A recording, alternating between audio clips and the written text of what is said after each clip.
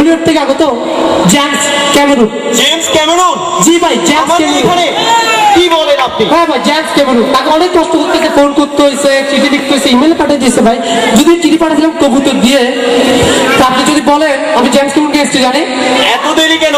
অতি সত্বর মঞ্চে হাজির করা হোক। আসছে স্টেজে জেমস ক্যামেরুন, বিখ্যাত পরিচালক James Cameroon.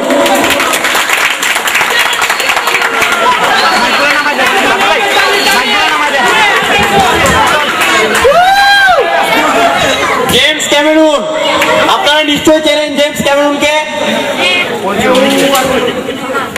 Ladies and gentlemen, how are you? I am coming for London. Do you know when I'm coming? Sorry. I know that. Oh, sorry. আমি মনে করেছি আমি লন্ডনের স্টেজে দাঁড়িয়ে আছি। এটা যে বাংলাদেশি স্টেজ আমি ভুলে গিয়েছি।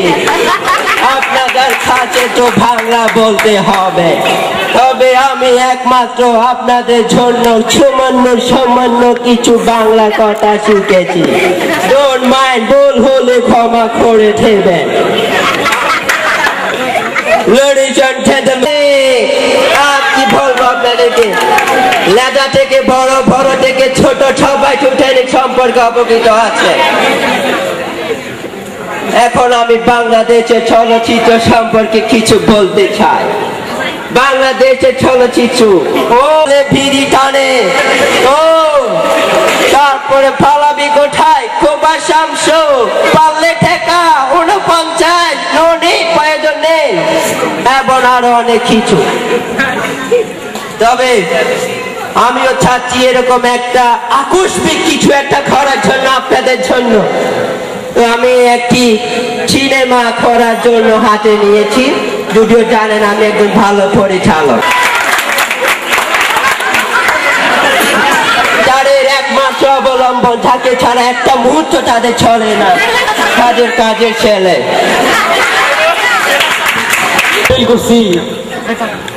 তুই আবার পরীক্ষা ফেল করেছিস, খেয়ে খেয়ে মোটো হইতে হইতে আর জায়গা রাখছিস না বেটা।